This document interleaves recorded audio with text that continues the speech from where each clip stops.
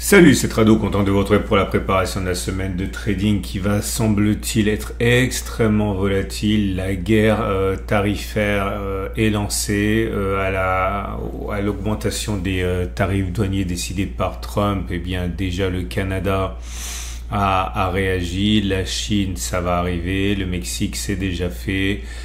Les plus grandes opinions sachantes, on va dire, ou savantes, s'exposent en disant que ça devrait coûter entre 1 et 2% de croissance aux États-Unis.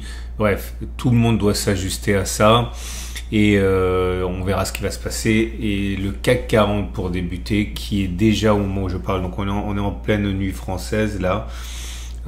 Sur les marchés asiatiques, c'est la mi-journée et on est déjà sur une zone de support à 77,40, 76,80. Ceux qui ont un billet haussier peuvent éventuellement tenter d'intervenir ici. Stop de protection, on le verra avec en utilisant la méthode des ATR par exemple. Si vous êtes plus patient, vous pouvez éventuellement tenter d'aller chercher un achat sur les 73,00, 72,00 si vous pensez qu'on y va. En tout cas, la structure est maintenant baissière sur le CAC 40. On a cassé le support de référence qui était là, ok, ici. Et donc maintenant, la structure, attention, la structure n'est plus haussière, mais elle n'est pas baissière pour l'instant, puisque pour qu'elle soit baissière, il faudrait avoir des pics descendants et des creux descendants. Or, si les creux sont descendants, les pics sont pas encore descendants, ils sont ascendants. Ok, donc ça veut dire qu'on est en zone indéterminée. Par contre, et ça sera le cas pour tout ce que je dirai après, si on devait faire un plus haut et repasser en dessous là, par contre, on serait dans une situation de pic décroissant et de creux décroissant sur en tendance baissière. Pour l'instant, on donné 4 heures, et je dis bien en donné 4 heures, la structure elle est neutre. Si vous avez un biais haussier, vous l'avez compris, on est sur une zone d'intervention. Si vous avez un biais baissier, vous avez deux solutions. Soit effectivement vous attendez un retour sur 79,95, 79,07 et à partir de là, eh bien, initier une position vendeuse en espérant que l'on redescendra. Vous avez une autre possibilité, c'est attendre eh bien l'éventuel, c'est ce dont je viens de parler, en imaginant que l'on ait une cassure de cette zone et qu'ensuite on remonte et qu'on replonge, et bien shorter une fois que l'on aura cassé cette zone. Mais c'est que des trades qui sont assez dangereux dans un contexte de volatilité importante. Alors on va voir comment on peut mettre un stop de protection. Donc on va prendre un exemple simplement à titre illustratif, c'est absolument pas un conseil. Et on va imaginer que l'on décide d'acheter dans cette zone-là, soit parce que vous avez un signal. Si vous cherchez des signaux, je vous en présente tous les jours dans le format IG. Vous pouvez retrouver ça sur ma chaîne YouTube. En imaginant que vous rentriez par exemple, allez, au hasard ici à 77,00, chiffre rond, vous pouvez mettre un stop de protection à 2 ATR. Alors pourquoi 2 ATR? On peut mettre 1 ATR, 3 ATR, 1,5 ATR. Imaginons que le stop de protection soit à 2 ATR. Donc ça veut dire qu'on est à 51 pour l'ATR ici. Okay, avec un énorme pic de volatilité. C'est ça qui est bien avec l'ATR, c'est un stop loss qui tient compte de l'évolution récente. Et donc le fait qu'on ait connu une forte baisse ici, le stop loss est assez éloigné. Donc 51. Donc vous prenez votre calculatrice. Et vous prenez le point d'entrée, on a dit 77,00 dans notre exemple. Et si vous prenez un stop de protection à 2 ATR, donc vous enlevez 51 et encore 51, ça fait 75,98. Ça veut dire que votre stop de protection, il est à peu près ici, 75,98 là. Ça, c'est un stop de protection à 2 ATR. Ok. Alors, en imaginant que vous décidiez de passer à l'action, vous avez besoin d'un turbo 24 long ici. Et comme d'habitude, il faut choisir un effet de levier faible. C'est important quand vous débutez. Voilà, un effet de levier à 3, c'est bien, avec un knockout à 46,69. 46,69, c'est-à-dire que si les cours vont jusqu'à 46,69, c'est loin. C'est ici.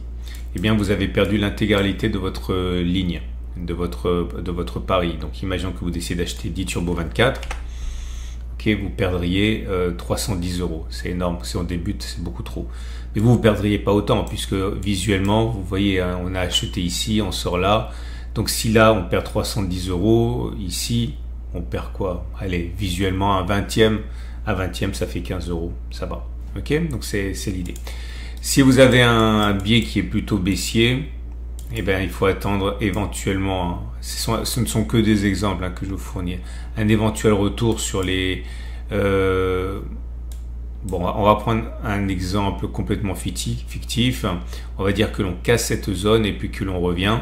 On va faire cet exemple suivant. Donc, on descend, on revient ici.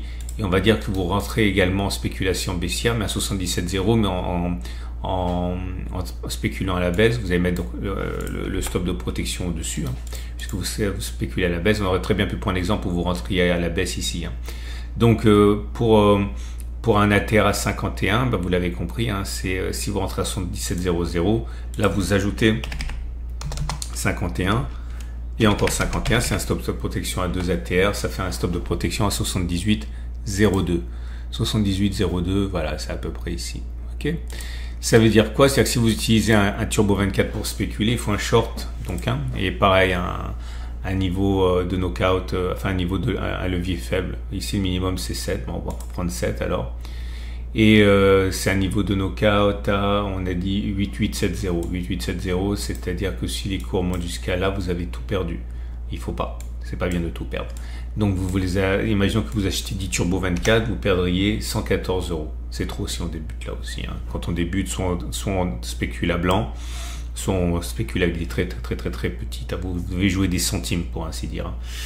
Donc vous perdriez 115 €, mais là visuellement vous le voyez, hein, si tout ça c'est 115 €, ici c'est un dixième, vous perdriez 11 €. Donc ça va encore. Ok. Voilà comment on peut faire. Bon, c'est simplement, vous l'avez compris, des exemples. On va donc passer maintenant à, oui, pardon, avant que je n'oublie, les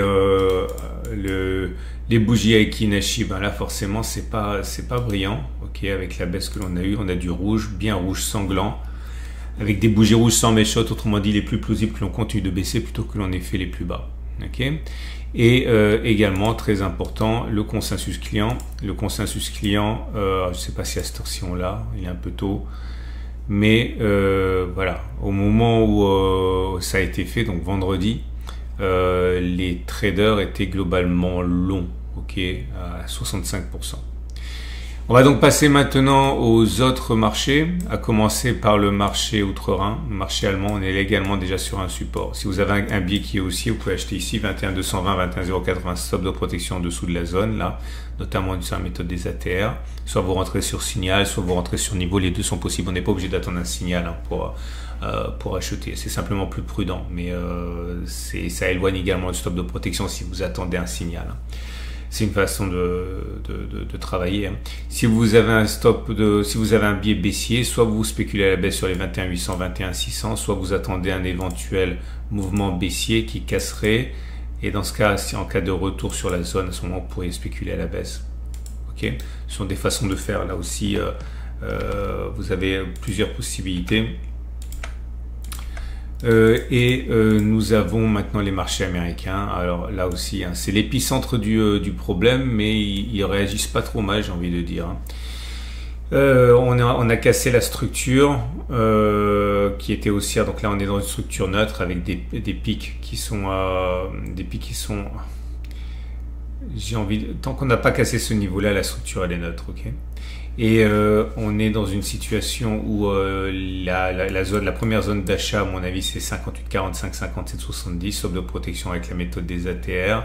La première zone de vente, de spéculation à la baisse, ce sera un retour sur 61,300, 61,00, ou alors toujours pareil, en cas de cassure de cette zone, pareil sur une continuation de la baisse, mais bon, je pense pas que ça concerne beaucoup de monde.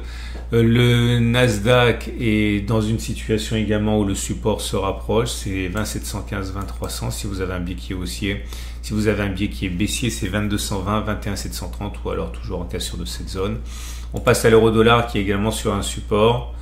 Le support en question, c'est 1,0295, 1,0174, stop de protection en dessous de la zone orange. Si vous avez un biais haussier, baissier, pardon, ce sera un retour sur les 1,0535, 1,0491 ou même les 1,0631, 1,0545.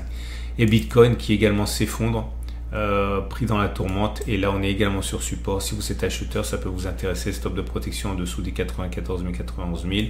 Si vous avez un biais qui est plutôt vendeur, un retour sur les 102 000, 99 600 ou alors même un retour sur les 108 000, 105 000 ou encore une cassure de cette zone. Vous attendez un pullback et là vous spéculez à la baisse, c'est une possibilité. Ok, voilà comment on peut faire. Je vous souhaite une excellente journée. Je vous rappelle que mon partenaire pour trader, c'est IG qui vous propose des Turbo 24, des CFD et beaucoup d'autres choses. Vous avez un lien en dessous de la vidéo pour ouvrir un compte de démonstration. Vous avez également des alertes sur l'onglet communauté de ma chaîne YouTube. N'hésitez pas à le regarder quand on est sur une zone d'intervention que j'ai mentionné dans cette vidéo, que je le vois, eh bien je mets une alerte. Donc peut-être que si vous passez au bon moment sur ma chaîne YouTube dans l'onglet communauté, ben, vous serez face à une alerte et vous gagnerez énormément de temps si la zone vous intéresse. C'est une excellente journée. Vous pouvez vous abonner et je vous donne rendez-vous tout au long de la semaine et pour d'autres analyses. Et également la semaine prochaine pour la mise à jour de la préparation de la semaine de trading.